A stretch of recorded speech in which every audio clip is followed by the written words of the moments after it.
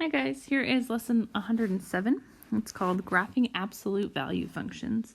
If you'll remember, absolute value is a distance. All right. So an absolute value function is a function whose rule has one or more absolute value expressions. The absolute value parent function is right here. F of x equals the absolute value of x. Parent function just means the function where all absolute value functions kind of come back to. And if you'll remember, f of x is just another way to say y.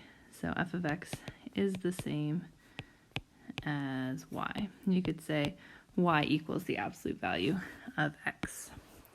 All right, can we graph f of x equals the absolute value of negative x? So if x was 0, we're going to make a table. What's the absolute value of negative 0? Well, that's just 0. If x was 1, what is the absolute value of negative 1? That would be positive 1. If x was negative 1, what's the absolute value of negative 1? 1, right? So let's graph those. We have 0, 0. We have 1, 1. And we have negative 1, 1. All right, what happens if we did 2? Well, the absolute value of negative 2 is just 2, right? And then hopefully you can figure out if we did negative 2, we would also have y equal to positive 2 there as well. So note that when we connect our dots here, we have a graph with a corner, right? And we haven't seen one of these before. So this is the defining characteristic of an absolute value graph. They come together at a corner, at a right angle. So let's think about what would the graph of f of x equals the absolute value of x look like. Well, let's try a table for that one. If x was 0, f of 0 is the absolute value of 0, which is just 0. If x is 1, the absolute value of 1 is just 1. If f was negative 1, the absolute value of negative 1 is 1. All right, so this is actually going to look identical to the graph on the previous slide. So this graph shows f of x is equal to the absolute value of x, as well as f of x equals the absolute value of negative x. They have the same exact graph. All right, the graph of the parent function of the absolute value functions forms a V shape. If we think of where the axis of symmetry is, the axis of symmetry is at x equals 0. If we go back and look at our graph, if you'll remember, the axis of symmetry cuts something exactly in half. So if we cut this graph here and folded it over, we would have, all right, so this is where it gets a little funky. So it's telling us, for example 1 here, the graph of f of x equals the absolute value of x minus h, where h is 1. So if I plug in h is equal to 1, the equation I get is f of x equals the absolute value of x minus 1. All right, so even though it says minus 1, when we graph it, we do the opposite of that. So it's a little confusing because right here it tells us if h is greater than 0, which it is, we're going to move to the right. But when we plug that into the equation, over here, it actually looks like h is less than 0. So for this one, you're doing the opposite of what's inside the absolute value sign. All right, so it says x minus 1, but I'm really moving to the right one. So what are the coordinates of my vertex here? Well, x is 1 and y is 0. If we look at example 2, they give us h equals negative 1. So that would be f of x equals the absolute value of x minus negative 1, which is rewritten as the absolute value of x plus 1. I'm going to do the opposite of what I see, so I'm going to go left 1 to get to negative 1. So the coordinates of this vertex are negative 1, 0.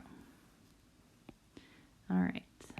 So let's see what that looks like with some other examples. All right. Example 2 says graph the function given and give the coordinates of the vertex. So we have the function f of x equals the absolute value of x plus 3. So because this plus 3 is outside of the absolute value sign, this tells us it is a vertical translation.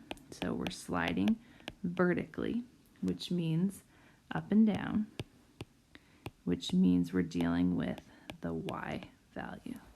All right, because it's a positive 3, we're going to go up 3. So if you think about how that would look on our graph, let's make a little table.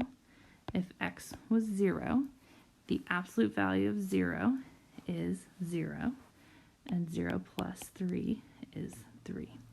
If x was negative 1, the absolute value of negative 1 is 1, and 1 plus 3 is 4. If x was 1, the absolute value of 1 is 1, and 1 plus 3 is 4. So let's graph those. We have 0, 3, negative 1, 4, and positive 1, 4. All right, we are again going to have our straight lines here, right? So basically we took the parent function, which is the absolute value of x, and we went up 3. So the coordinates of the vertex are 0, 3. All right, if we look at B, you'll notice that the negative 4 is inside the absolute value. So that is a horizontal translation.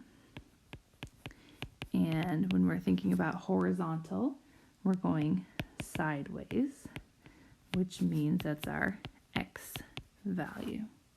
All right, so this is the one where we take the opposite. So even though it says negative 4, we're going to take our original function and we're just going to slide it 4 units to the right. So the parent value, or the parent function of absolute value goes through 0, 0, but this one I'm just going to slide over 4 units to the right.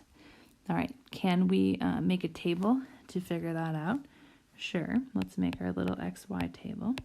If x was 0, what's the absolute value of 0 minus 4? Well, that would be the absolute value of negative 4, which is positive 4.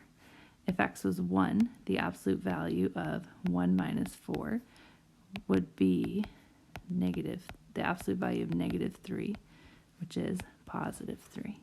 If x was negative 1, it would also be positive 3. So let's graph that. We already graphed 0, 4. All right, sorry guys. It's another misspec with math mistake. Okay, I totally plugged those in wrong. So let's try that again. My first mistake was right here. Hopefully you caught me. This is not 0, 4. This is 4, 0. So that's where I went wrong right off the bat. So let's fix our table here. So when x is 4, y is 0. So if we have the absolute value of 4 minus 4, 4 minus 4 is 0, right? That's where that comes from. All right, and it's not like the other one. Well, if x is 0, that one was right too. 0 minus 4 is the absolute value of negative 4, which is positive 4, right? So if x is 0, y is positive 4, right? That would be way up here. All right, but let's look at how I would solve this one. So when I'm doing the absolute value of x minus 4, remember I'm going to take x minus 4 and set it equal to 0 and solve. So that's where I get when y is 0, x is 4, right? So I know that this is my vertex, right? So what would happen if I plugged in 3 for x? Sorry, I'm running out of room. Let's come over here. If I plug in 3, I have the absolute value of 3 minus 4, which is the absolute value of negative 1, which is 1. So if x is 3, y is 1, right? 1, 2, 3, 1. So that means that if x was 5, because I know this is my vertex, which is on my axis of symmetry, right? If x was 5, y would also be 1, because the absolute value of 5 minus 4 is the absolute value of 1, which is just 1. So let's connect those dots. All right, and the coordinates of my vertex here are, and I already wrote that down, 4, 0. Sorry, that was so confusing. All right, what happens if we have multiple translations on our absolute value graph? So if a constant h is subtracted inside the absolute value bars and a constant k is added outside the absolute value bars, we are left with this. F of x equals the absolute value of x minus h plus k. So this means the graph is translated both vertically and horizontally, which means the vertex is at hk. Remember that for the h, we are taking the opposite sign, and for the k, we are taking the same sign. So if we look at this example, we have h is 1 and k is 1. So if we plug that into the equation, we would have f of x equals the absolute value of x minus 1 plus 1. And where is our vertex at? It is at 1, 1. So we took the opposite of this to get 1, which is our x value, and we took the same sign of this, which is 1, and that is the y value. All right, so what if we want to graph this function and give the coordinates of the vertex? So you can look at this. Remember, we're going to take the opposite, so we're going to have -2, and that is our x value, which is our horizontal translation. And this one outside is going to be what we see, so -1. That's our y value, which is our vertical translation. So just from looking at the equation, we know that the coordinates of the vertex is -2, -1. So what if we want to graph that, right? If we make our xy table, we already know when x is -2, y is -1. The other thing we can do is, if we say f of x is equal to 0, we can solve this, right? So we want to isolate the absolute value symbol, so we're going to add 1 to both sides. We get 1 equals the absolute value of x plus 2. So we write what's inside of our absolute value sign equal to what we see. We write what's inside of our absolute value sign equal to the opposite of what we see. So if we subtract 2, we get x equals -1. If we subtract 2, we get x equals -3.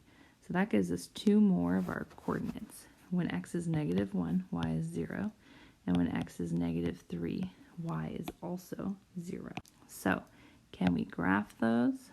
Sure we can. We're going to have our vertex at -2, -1. We're going to graph -1, 0. And we're going to graph 3, 0. And then we can connect our dots. And there is our graph. All right, there's one other thing that we have to talk about, and this would be reflections, stretches, and compressions of absolute value graphs. So we can reflect, stretch, or compress our absolute value graph when we multiply by a constant a. So if a is less than 0, then the graph is reflected across the x-axis. So that means if we had like y equals -2 times the absolute value of x, it would actually open down instead of up. All right, these next two are kind of weirdly worded, but basically it means the bigger the constant, the skinnier the graph. So let's look at some examples to see if that makes sense. All right, so describe the graph of each function. So they all start with our f of x, right? And then here we're multiplying by 1/4, here we're multiplying by 8, and here we're multiplying by -2.5. So the easiest one is going to be C, and it's going to open down because we're multiplying by a negative number. All right, and now we have to think about what the numbers mean. So the bigger the number, the skinnier the graph. So this is going to be a super skinny graph. 1/4 means it is going to be a very wide graph. And when x is equal to, or when a is equal to 2.5 here, it's going to be, in between the 1/4 and the 8. So it's going to be wider than the original, but not quite as wide as when we had 1/4. So if we look at this, I did this on desmos.com. We can see what they all look like. So this red color, this red color up here is the parent function. So this is the original, y equals the absolute value of x. The blue is when y equals 1/4 times the absolute value of x. Do you see how much wider it got than our original function? The green is y equals 8 times the absolute value of x. So again, 8 is a big number, so my graph got really skinny. And then the purple is the negative constant, and it's a little wider than the original because it's a 2.5, but it's not as wide as when the constant is a fraction. All right, last question. The path of a cue ball hitting the side wall of a pool table is described by the function f of x equals the absolute value of x.